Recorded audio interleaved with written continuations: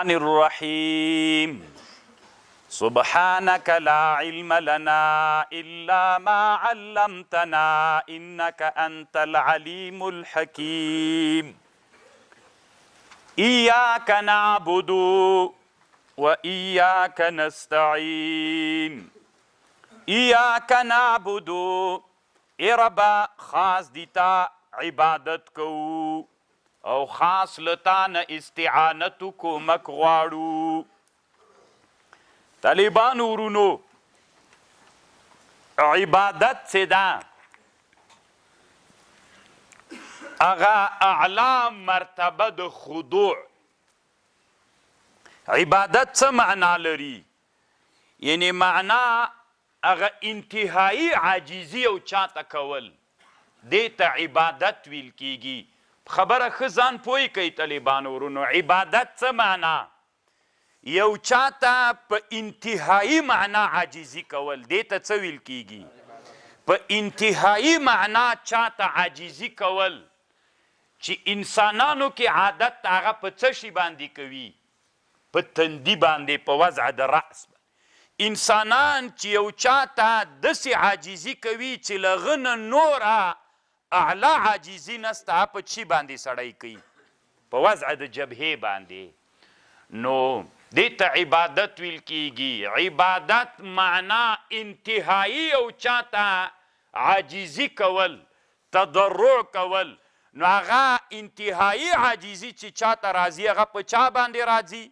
په وضع د جبهې باندې نو طالبانو انتهایی عاجزي او چې هغه په وضع د جبهې باندې د چاته به کوي الله ته غیر له الله نه به بل چاته انتهایی عاجزي نه کوي خبر پوه سولې نه به پیر ته کوي نه به استاذ ته کوي نه به بل چاته سجده کوي سجده به د چا دپاره کوي د الله عز وجل دپاره وروسته ورځو کې بیا بله ورځ ته به انشاءالله د سجدې په اړه نور مفصل بحث بیا کوو انشاءالله نو دې ته عبادت ویل کیږي نو طالبانو ورونو تاسې د فکر ته پام وي علما کتابونو کې لیکي چې عاجزي کول د الله عز وجل دپاره د بل چا دپاره به عاجزي نه کوي که عاجزي کوي د شرع د چوکاټ په اندازه باندې به عاجزي کوي که د استاذ لاس مو مچو کول په بعضې طالبانو د بعضې ولایتونو کې عادت دا ده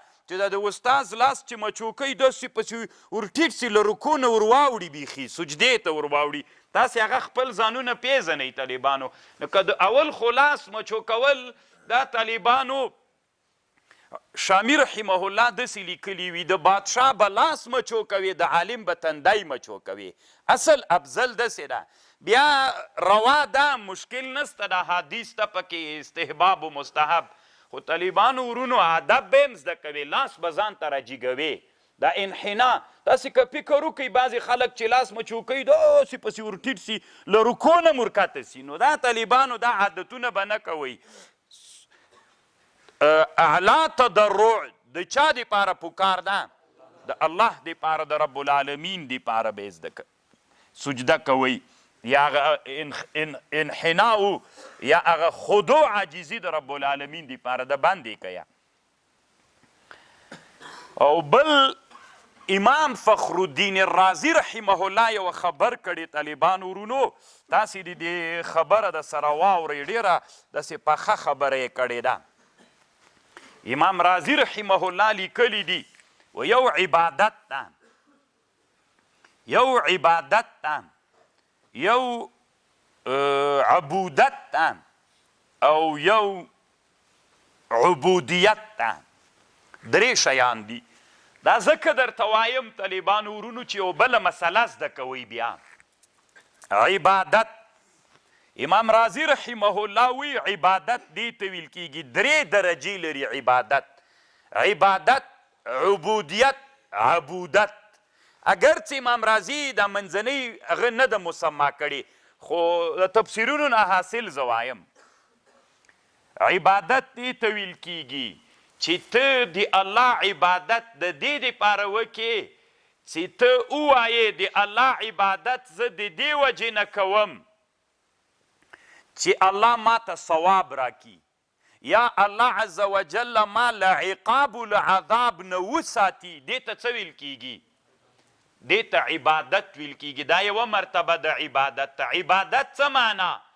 چې ته د الله عبادت کوې خو مقصد دې په عبادت کې دا وي چې ته د الله عز وجل د عبادت چې کوې د ثواب دپاره چې الله ماته څوک راکي، یا الله ماته ثواب راکي، یا الله عز وجل ما له عذابه د جهنم نه وساتي. دې ته څه ویل کیږي؟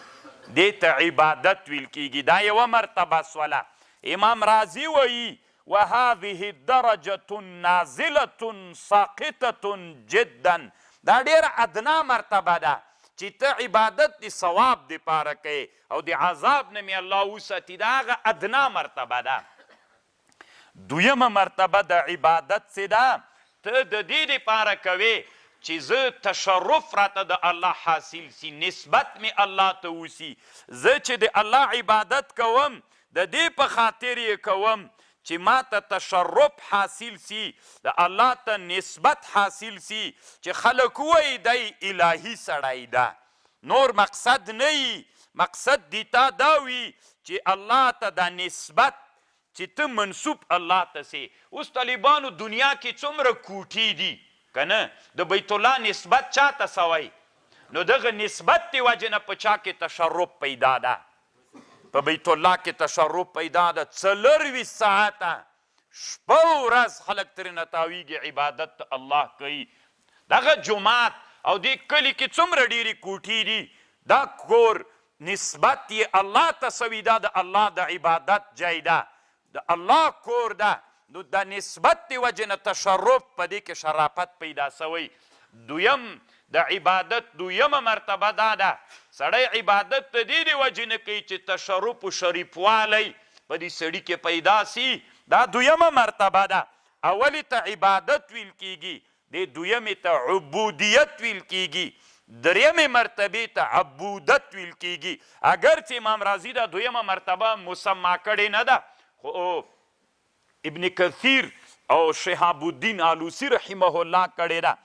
دریمه مرتبه دا د طالبانو چې دې ته اگر چې دا دویمه مرتبه امام رازي په عبودیت مسما کړې ده. عبادت، عبودت، عبودیت. عبودیت دې ته ویل کیږي چې ته د الله عبادت د دې وجې نه وکړې چې دا د الله ذات مقتضي د دې ده. دومره لوی ذات الله عز وجل ده، دا ذات تقاضا د دې کوي چې باید تی عبادت وکړي. هیڅ مې بل غرض نه ده پکې، نه مې تشرف مقصد ده، نه مې ثواب و عقاب مقصود ده. د ما مقصد دا ده زه د الله عبادت د دې دپاره کوم چې ذات الله مقتضي د عبادت ته زه باید وکمه. بس عمره لوی شان د دې رب العالمین چې زه باید په ټوله معنا باندې ورته عاجز سم، خودو عاجزي ورته وکم، عبادت یې وکم. دا تر ټولو نه طالبانو لویه څوک ده؟ دا په عبادت کې لویه مرتبه ده. تاسې خو په خبر پوه سولئ، تاسې چې کله په لمانځه کې نیت کوئ څنګه نیت کوئ؟ هغه تلفظ بې نیت څه کوئ؟ نیت مې کړی دی 2 رکعاته لمونځ کوم د الله دپاره. ګوره ثواب د الله دپاره نه، د تشرف دپاره نه، ذات الله مقتضي د چا ده؟ د دې عبادت ته دومره لوی ذات ده، تقاضا د لویي د ذات الله دا ده چې باید زه څوک وکم. نو دې ته عبودیت وایي طالبانو ورونو. امام فخر الدین الرازي وایي، امام فخر الدین الرازي رحمه الله دلته یوه ډېره خوندوره خبر کړې، خو داسې لیکلي وي که چا مونځ د دې دپاره وکړي یا ټول عبادتونه یې د ثواب دپاره دا عبادت بیخي قبول نه ده. تاسې په خبر پوهېږئ که نه؟ خبره خو اورئ طالبانو، خبره کوو. یو سړی د که داسې وایي زه مونځ د دې دپاره کوم چې د الله عذاب نه ځان وساتم او الله ثواب راکي. امام رازي وایي رحمه الله فسدت صلاته، د ده مونځ فاسد ده، د ده سړي مونځ نه ده صحیح، د ده به مونځ د ثواب دی، ځکه د معبود څوک سو؟ د ده معبود څوک سو؟ تشرف. د ده معبود څوک سو؟ ثواب. د تا معبود به څوک وي؟ الله به د معبود وي.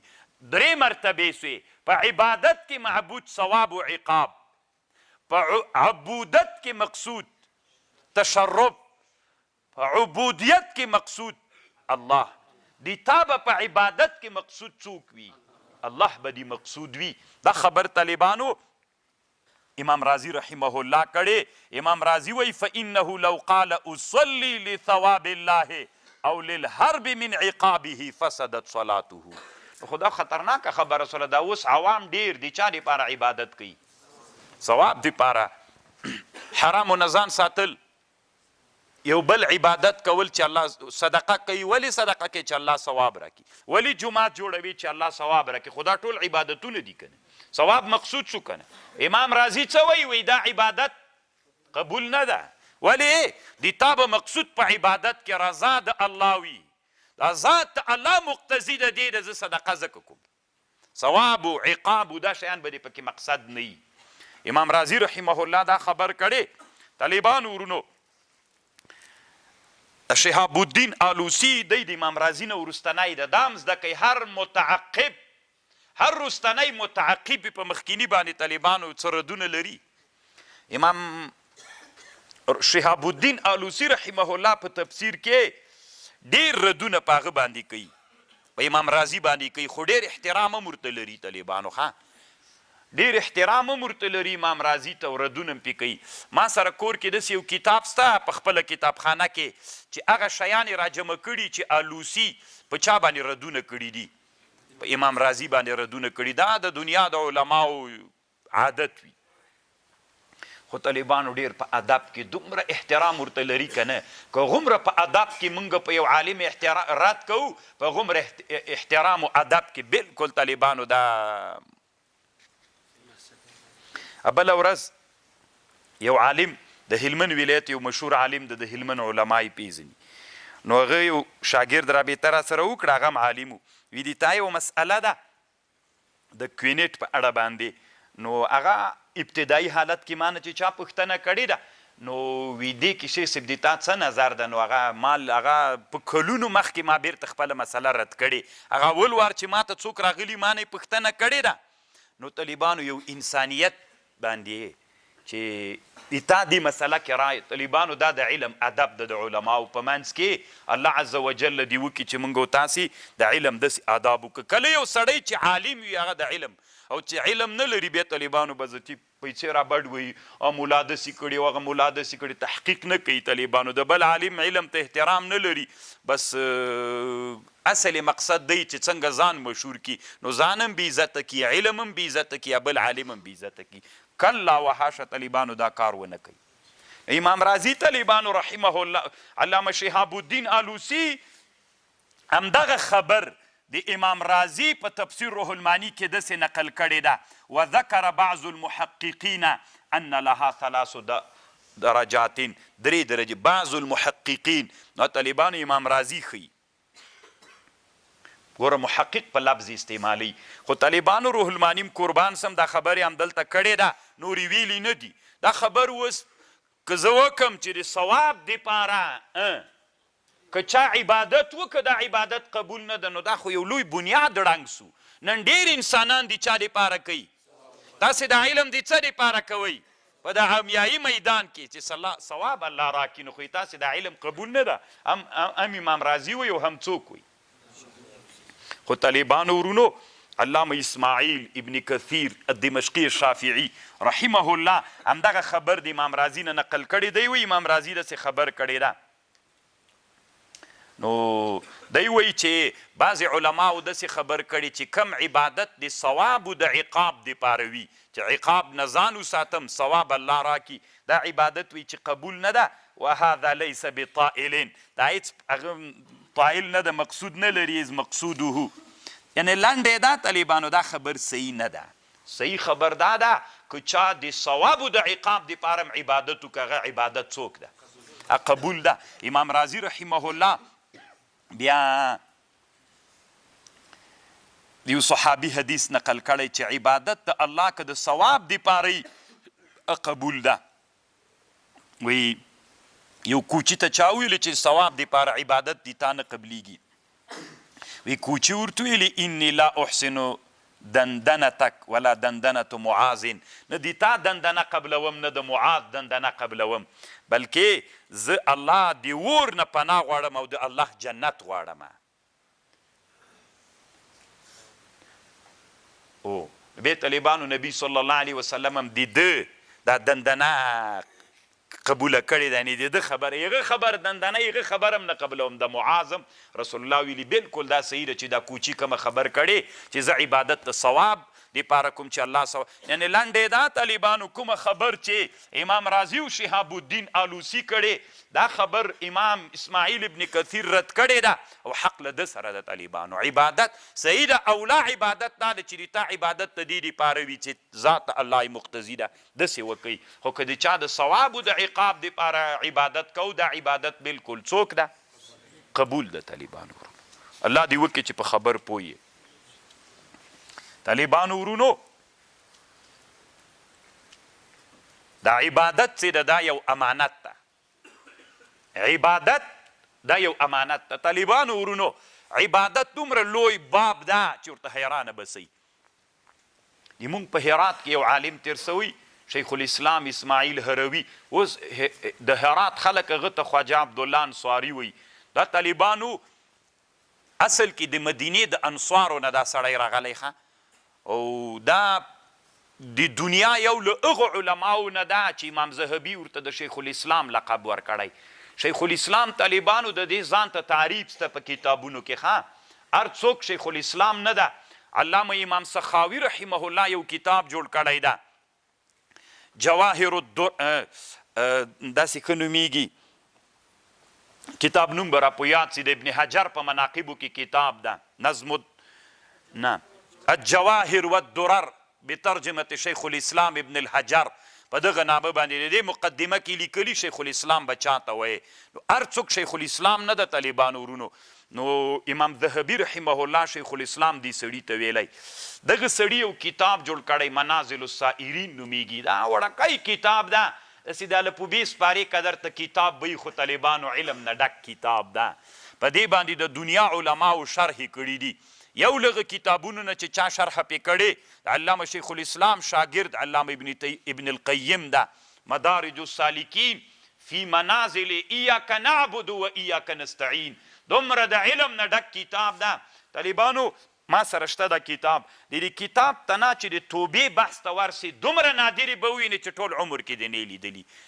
کله کله طالبانو دا کتابونه داسې وي، یو متبحر عالم چې ډېره مطالعه کړي یو کتاب راواخلي وی ګوري یوه خبره هم نوې پکې پیدا نه کړي که نه. لکه مثلا زه یم کله کله یو کتاب ته ډېر شوقي یم، زه یم چې دا کتاب زه پیدا کړم، نوم یې ډېر خوندوري چې واخلم طالبان یوه هم داسې خبره نه وي پکې چې خوند تر نه وکړي، دا خو مې هسې زده ولې داسې یو خبره سي.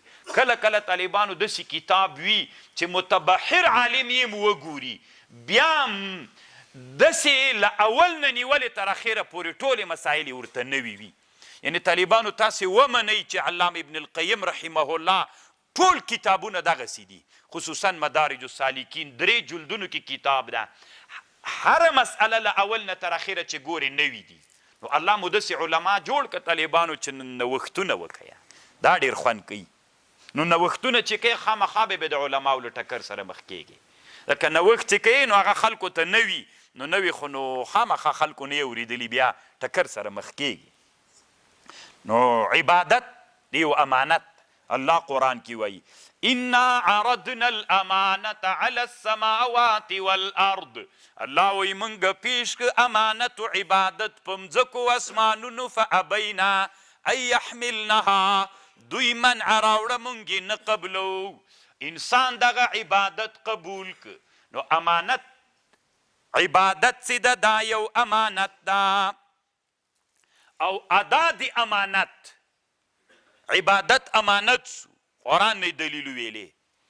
او امانت د امانت چې ده دا ادای واجبه ده چې چا امانت درک عقلا او شرعا دواړه د امانت به څنګه کوي ادا کوي به.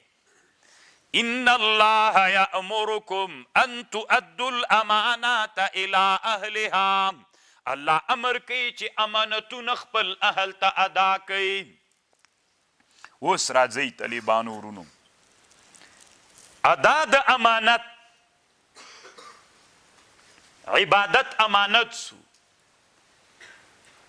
امانت واجب الادا ده امام رازی وی قانون دسې ده چې لیو طرف نه امانت ادا سو له بل طرف نه امانت ادا کیږي دا د الله یو عادت ده چې د چا په تا باندې امانت و تا چې امانت ادا کړه له بل طرف نه امانت څنګه کیږي که له یو طرف نه امانت ادا نسو له بل طرف نه امانت څنګه کیږي نه ادا کیږي ورونو د عبادت دی الله امانت ته په مونږ ته راکړی کنه انسان جهول د عبادت قبول که نو انسان چې د امانت دی الله راخیستلی ادا کوي به که ادا یې نه که د امانت یې ادا نه که د الله له طرف نه بیا څنګه نه کیږي اوس ګورئ طالبانو ورونو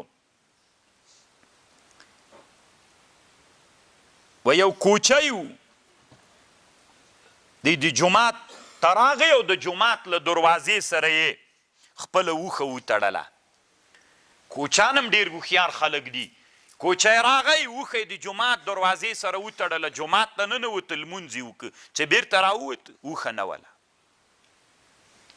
فیزیتي رب ته نارې کړلې ای ربه دا خو قانون و عادت ده چې یو څوک خپل امانت ادا کی له بل طرف نه به امانتو سره ادا کیږي ما خو خپل امانت ادا که لمونځ ته ننوتلی یم عبادت و امانت و ادا می که نو د تا له طرف نه ولې ربه د ما سره امانت نه ادا نسو د ما امانت خو ورک ده که نه ما تا ته اوښه امانت پرېښودلې وه تا ما ته عبادت امانت کړي ما خو ادا که ما تا ته اوښه په امانت پرېښودلې وه ته یې ولې نه ادا کوې ربه څه دې وکړل خلک وایي موږ راوکتل کوچی څه لیونی لیونی کیږي خو ډېره هوښیاره خبره یې ده د کوچي وی چې کتل مو یو سړی را روان د لاس یې پرې سوی او اوښه ورسره د اوښه یې راوړه ده ته یې تسلیم کړه لاس یې چا پرې کړی ده د غلا په مقابل کې نو طالبانو دې ته هم فکر وي ډېره عمیقه خبر د لږ مخته لاړ سئ پکې ځان سره یې ولیکئ بیا په دې د شپې فکر وکئ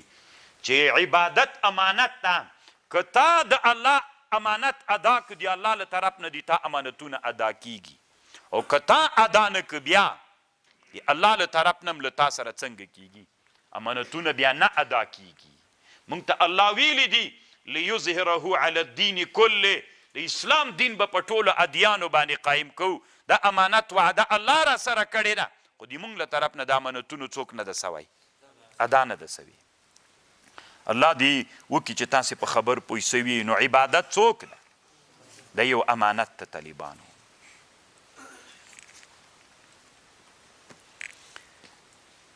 ایاک نعبد مونږ خاص تا لره عبادت کوو ای رب العالمین و ایاک نستعین خاص له تا نه کومک غواړو غیر د الله نه دی بل چا نه کومک نه غواړو نه ولیو زیارت ته نارې وروهو چې ولیو زیارت ته کومک را سره وکړه کومک به سړی د چا نه غواړي د رب العالمین نه به کومک غواړي د غیر الله نه به کومک نه غواړي د رب نه به کومک غواړي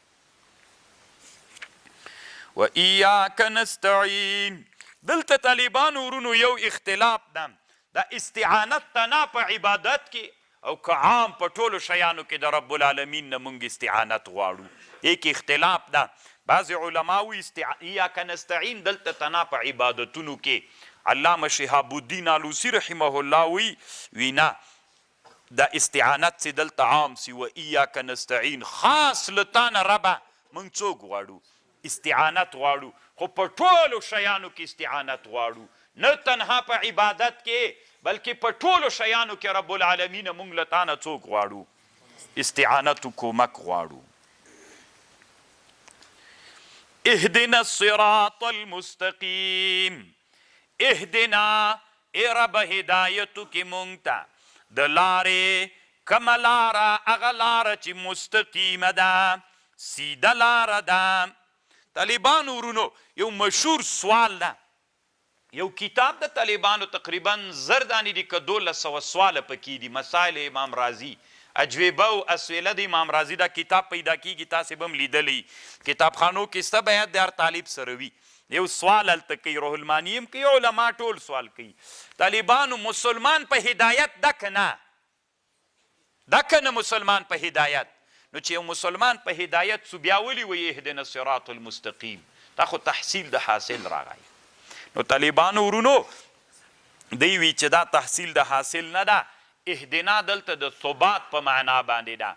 ای الله پاکه موږ خو په هدایت باندې روان یو، چې لاره مستقیمه ده په هغې روان یم، خو موږ ته ثبات پې راکه، دوام په لاره مستقیمې راکه. اهدنا الله پاکه موږ ثابت کا، دوام په دې ثبات راکه په دې لاره مستقیمه باندې. نو بیا تحصیل د حاصل رانغی. طالبانو ورونو یو عالم تیر سوی د په هند کې علامه عبدالحی لکنوي، دا هم طالبانو اصل کې د هرات نه تللی ښه، لوی عالم د هند علماو نه تیر ده. دا علامه عبدالحی انصاري ده، دا هم د دغه انصاریانو مدینې نه راغلي له هرات نه تللي دي. دا ټول یو خاندان د انصاري، دا بل شهید انصاري صاحب دا هم طالبانو ټول اصل کې د مدینې انصار دي، له غجې نه دلته راغلي دي. نو خبره طالبانو ورونو داسې ده چې هلته عبدالحی لکنوي رحمه الله لیکلي، یو عالم یې لکه چې ښودلی جلال الدین الخوارزمي فکر کوم که کوم عالم یې ښودلی، یو ورځ بادشاه اعلان وکړه چې جهاد ته ځو. ډول وهل کېده، مخکې به ډول د جهاد او د غزا دپاره وهل کېده، خلک به راجمع کېدل، ډول وهل کېده. وي د عالم نه بادشاه پوښتنه وکړه چې دا ډول څه وایي، چې دا خلک داسې راټول دي. نه رښتیا د دې پوښتنه یې ترنه وکړه، وایي یا ایها الذین آمنو آمنو، وایي دا څه معنا لري؟ د عالم نه بادشاه پوښتنه وکړه، هلته ډول وهل کېده. وی د عالم ورته ویلي چې دا ډول جواب درکوي که نه وي، څنګه جواب راکوي؟ وی خو وایي که نه، یا ایها الذین، ای کسانو چې ایمان مو راوړئ، آمنو، تاسې څوک وکئ؟ دوام وکئ په ایمان باندې. ډول دوم یعنی دوم وایي، یا ایها الذین آمنو، ای کسانو چې ایمان مو راوړئ ده، آمنو، تاسې دوام په چا باندې وکئ؟ په ایمان باندې دوام وکئ. یعنې دا مطلب ده. اهدنا الصراط المستقیم، الله پاک مونږ ته هدایت وکې د لارې مستقیمې. دا لاره مستقیمه، ولې د لارې مستقیمې هدایت راته وکړه؟ لارې خو ډېرې دي.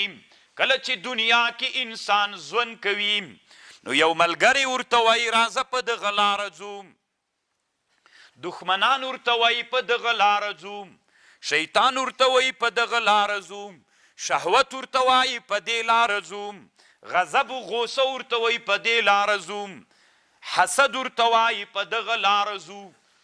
ډېرې لارې سوی د انسان دپاره. تاسې چې طالبانو انسان وپېژنئ، علم د تزکیې د نفس چې زده کوئ، بیا تاسې په دې پوهیږئ چې څومره ډېرې لارې دي.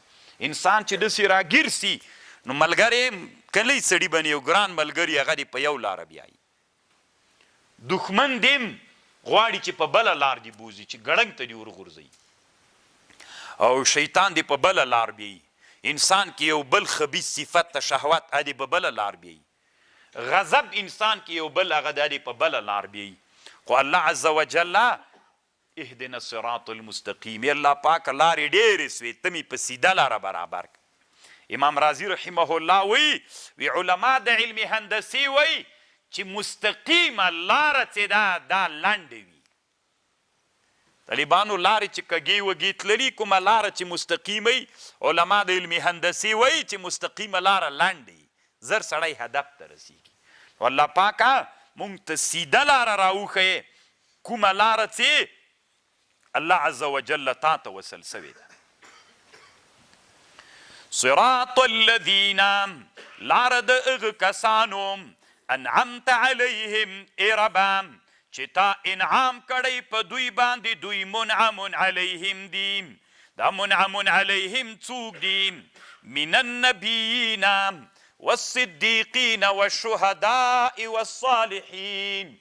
د انبیاو په لاره مې روان کې، د صدیقینو په لاره مې روان کې، د شهداو په لاره مې روان کې د صالحینو په لاره مې روان کې ځکه د دې خلکو ډېره ښه لاره ده.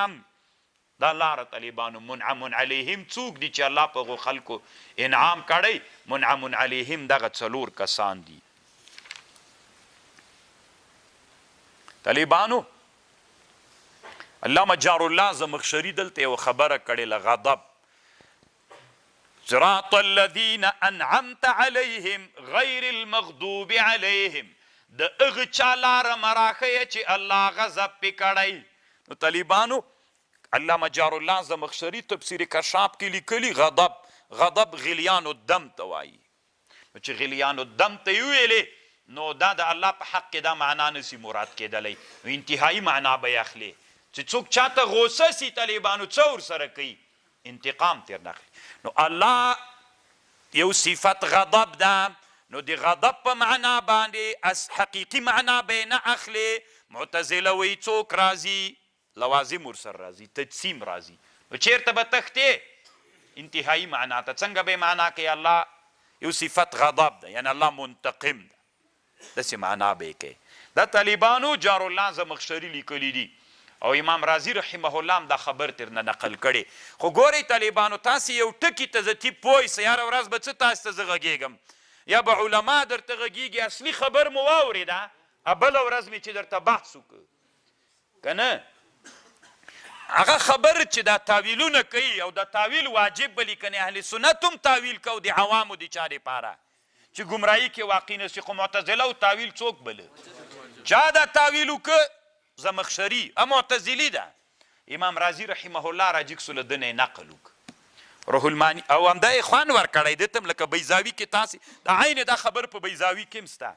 طالبانو هغه وایي څه ورته وایي علامه شهاب الدین الوسی وانا اقول كما قال السلف الامه وهو صفة لله تعالى لائق بجلال ذاتي لا اعلم حقیقتها ولا کیف. نو دا کومه خبر چې دوی کړي دا نزاعي اعتزالیه ده. دا زوی مړو د اعتزال خبره موږ باندې داسې په یو نوع نحوي تحقیق کې راتېره کړي په موږ باندې. خبر پوه شو څنګه عقیده به کوئ؟ الله پاک یو صفت غضب ده. څه معنا غضب؟ تاویل نه. څه معنا؟ الله پاک داری تا صفت کما یلیق بشانک نحن نفوضک الیک. خبر پوه شو؟ او طالبانو غیر المغضوب علیهم الله پاک مونږ ته لاره راوښې صراط الذین لاره دغه کسانو انعمت علیهم چې تا انعام پې کړی غیر المغضوب علیهم د هغه خلکو لاره مه ښیه مونږ ته چې تا غضب پې باندې کړی غیر المغضوب علیهم ولا الضالین مونږ ته رب العالمین نه د مغضوب علیهم نه د ضالینو د ګمراهانو لاره مونږ ته مه ښیه. طالبانو مراد له مغضوب علیهم نه یهود دي، له ولا الضالین نه مراد نصرانیان دي. طالبانو ورونو دلته م یو ټکي ته فکر وي. علامه شهاب الدین الوسی رحمه الله په امام رازي او په نور مفسرونو یو اعتراض کړی. هغه اعتراض دا ده دا نور علما وایي غیر المغضوب علیهم، مغضوب علیهم کافران، ټول کافران، او ولا الضالین منافقین، یا غیر المغضوب علیهم مشرکین ولا الضالین منافقین. طالبانو عامه معنا یې کړي. اصل کې دا خو دوی یو د قرآن یو تفسیر چې ثابت بالنقل وي بیا چاته ضرورت نسته ده، نقلی د عقلیاتو ته طالبانو بیا ضرورت نسته ده. علامه شهاب الدین الوسی وی رسول الله نه د ترجمه داسې ثابته ده غیر المغضوب علیهم الله مونږ ته لاره د مغضوب علیهم مه راښیه. څوک دي مغضوب علیهم؟ یهود.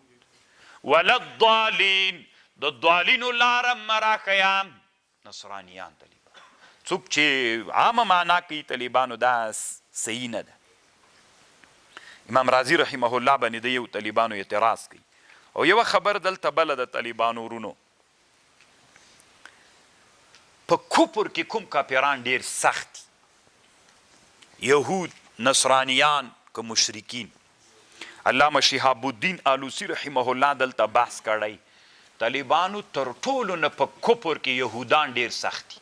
علامه شهاب الدین الوسی دلته بحث کوي په کفر کې یهودان د نصرانیانو او د مشرکینو نم ډیر سخت دي. د دوی کفر ډیر سخت او د اسلام سره هم سخته دښمني ده. نصرانیان هم دي طالبانو، خو د یهودانو ډیره سخته دښمني ده د مسلمانانو سره. یو افغانی و استرالیا کې وي، زه مریض وم او بیا شفاخانې ته ویوړم، په یو بستر پروت وم، هلته څنګ ته مې یو بل مریض پروت و، هغه بیهوش و چې په هوش راغی. وی ما نه پوښتنه وکړه کوم جې مل وی مسلمان که کافر دی چې په هوش راغی؟ مل زه مسلمان یم. وی دستې شر شور جوړ کړ چې زه مسلمان سره اچولی یم دښمن سره، زر کوی ما له دې جې نه وباسئ. دومره لویه دښمني طالبانو د مسلمانانو سره لري.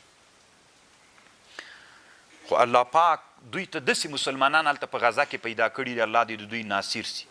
سخت په مذهب باندې پوهیږي، خو اسلامي امت ورسره ډېره بېغیرتي کړې. له موږ نه نیولې ټولې دنیا. طالبان چې کینی تاسې بیا وایي عربي نړۍ بېغیرتي ورسره کړې، ما او تا څه غیرت ورسره کړی؟ هغوی هم دعا ورته کولې، ما او تا هم نور خو هم شی نه دي کړي که نه.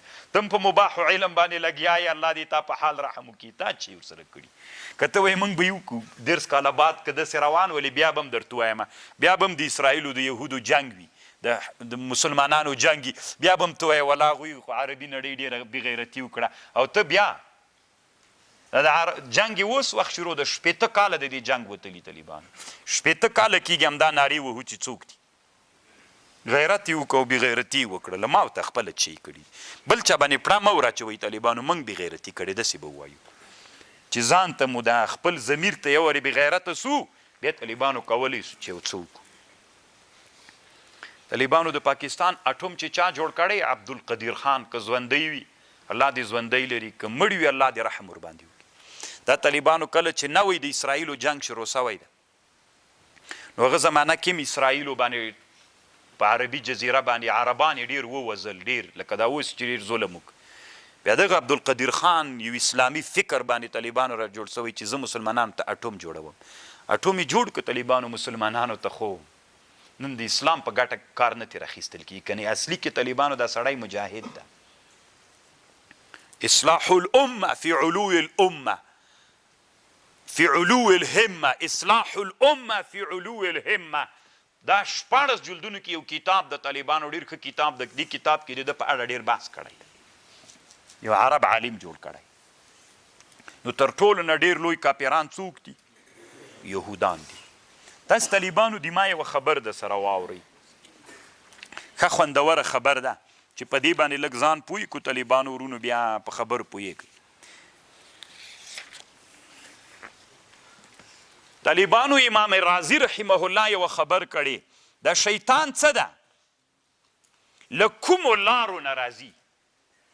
ګورئ طالبانو دې جومات ته چې راننوځئ لار خو به یې که نه. نو طالبانو شیطان په کومو لارو باندې انسان ته ورننوځي؟ څو لارې دي د شیطان. یوه لاره د شیطان طالبانو شهوت ده، د شهوت له لارې نه دی غواړي چې ننوځي. یوه لاره د غضب ده، یوه لاره د هوا ده. د څلور لارې سولې د انسان. خبر خو پوه سولې چې انسان کې شهوت غالب سي په خپل ځان ظلم کوي، چې انسان کې غضب غالب سي په بل ظلم کوي، چې انسان کې هوا خواهشات غالب سي په رب ظلم کوي، د رب په حق تعدا کوي. الله دې موږ د درې واړو نه وساتي. طالبانو ورونو امام رازي رحمه الله لیکي، وایي د شهوت نتیجه په انسان کې دوه سپک صفات دي. کله چې انسان باندې شهوت غالب سي، حرص او بخل پکې پیدا کیږي. انسان بخیل هم سي او انسان څوک هم سي؟ حارس هم سي. کله چې انسان کې غضب پیدا سي، دوه صفته پکې پیدا کیږي، کبر پکې پیدا کیږي او عجب. عجب دا معنی ځان ډېر غټ ورته ښکاري، نور خلک واړه ورته ښکاري.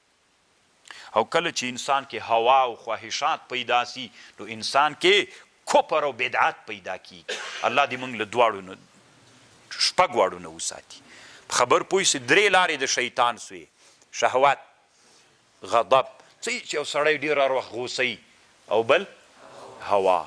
نو هغه چې د انسان کې چې څوک پیدا سي، شهوت. 2 صفت انسان کې پیدا کیږي، بخل، حرص. انسان ډیر حارس سي، انسان کې څه غضب پیدا سي، مغرور ډیر وي او ځان ډیر غټ عجب کبر پکې پیدا کیږي.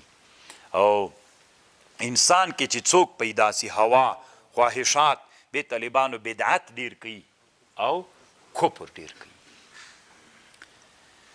به طالبانو دغه و صفات چې الله کې را پیدا انسان په یو سړي کې را پیدا کی، نو وم صفت د دغه واړو زیږنده ده. بیا د دې شپږ واړو زیږنده وم صفت ته چې هغه حسد ده، چې الله انسان بخیلم کی، الله انسان حارسم کی، الله انسان کبرجنم کی، عجبم کې پیدا سی، کفر و بدعتم پکې پیدا سی، به انسان کې څوک پیدا کیږي؟ حسد پیدا کیږي. نو طالبانو امام رازی رحمه الله وی په انسان کې تر ټولو نه هغه انسان کې طالبانو تر ټولو نه هغه انتهایی بد صفت په انسان کې حسد ده. دومره لوی بد صفت ده طالبانو ورونو، اخلاق الذمیمه، انتهایی بد صفت په انسان کې دی چا ده؟ د حسد صفت ده. موږ پس په دغه ځان خلاصو چې خو دا حسد د علماو منځ کې تقسیم ده، په دې ځان اصلاح څنګه وکړو؟ په تزکیه د نفس کې څه د طالبانو د علم د تصوف کې هغې کې په دې کار کیږي چې ته څنګه د ځان نه حسد ورک کړې. کله تا داسې یو کتاب ویلی ده چې په دې کوشش وکړي چې ته له ځان نه څوک ورک کړي، حسد ورک کړه له ځان نه. که تا کې دا صفت و مه پیدا کوه. نن طالبانو حسد کم اندازه باندې ده. لوی لوی علما دي، مجاهدین دي. تاسو طالبانو درته معلومه ده که نه د جهاد په سنګر کې د یوې دلګۍ د بلې دلګۍ سره څومره حسد ده، سره له دې چې د الله په لار روان دي، د یو عالم له بل عالم سره، د یو مجاهد له بل مجاهد سره، د یو معلم له بل معلم سره، د یو استاذ له بل استاذ سره. نو دا طالبانو یو بد صفت ده، د ټولو اخلاقو ذمیمو بد صفت هغه حسد ده. حسد چې سړي کې پیدا سو، بخل پیدا کېده، ووړه بد صفات پیدا کیږي، انسان هلاکت ته رسوي. مونږ کله په اصلاح باندې کار کوو چې څنګه ځان تر څوک وساتو. مونږ ته وایي هغه دې ته وایي تصوف، دې ته وایي پیر صاحب سره لاس هغه کا میلاو کا، استی بیعت سو، بس تی ځه خپل کار کوه، بس چې چا درته ویلی چې څوک یې مرید یم، بس همدې ته پیر وایي. او چې کله مازې کېناستې دغه جې کې الله وایه وایه بس. نور خو طالبانو دا مدرسه چې ده دا د خانقاه مدرسه، دا داسې مدرسه ده چې انسانانو کې څوک صفر ته بوزه، حسد صفر ته بوزه. طالب جاهل و که نه و، نحوه کې چې مدرسې ته لاړو، د نحوي مدرسې ته طالبانو ګراپې څوک که ورته نحوي تر جوړ که، چې د فقه مدرسې ته لاړو فقه یې ور زده کړله، چې تفسیر مدرسې ته لاړو تفسیر یې ور څنګه که. نو خو چې د تا مدرسې ته څوک درغی، نو که ته نر یې له هغه طالب نه حسد وباسه، ته بیخي پیر نه یې، بیا پیل یې چې ته له یو شاګرد د تا مدرسې ته درغی. حسد یو مرض ده او د تزکیې مقصد دا د الله عز وجل وی یزکیهم ویعلمهم الکتاب. یزکیهم کوم انسانان چې له حسد نه ډک وي، یزکیهم دغه مربیانو پیران علما د علم باطن د دوی تزکیه کوي، معنا هغه حسد تر نه له بیخ نه باسي. کله دې تر ویستلی ده؟ نن چې ډېر لولې حسدان دي هم دغه پیران دي طالبان. الله دې دوی په حال باندې رحم وکړي. دا باطل درته یادوم طالبانو، که نه ښه خلک هم الحمدلله شته. خبر پوه شولې چې دا اوس ته ملا ورته یاد کوي مه کوه، دا وابي ده، ټول عمر یې په همدې. نو حسد څو که نه تا نه ده وتلی، تا شاګرد نه به حسد چېرته وځي؟ الله دې موږ په حال رحم وکړي. دا طالبانو لویه نښه ده چې ملا ورته یاد کوي، وایي ورکه وایي ورکه بیخي سړي بچی ده نه. هغه بله تبلیغیان چې ویلي سړي دیوبندیان به ورکه دا بیخي سړي زمون نه دي، ښه بله ډله بیخي ښه. نو څوک ولي خو موږ سم خلک یو که نو خو همدا حسد څو کړل. نو چې تا پیر نه دا نه ده وتلی،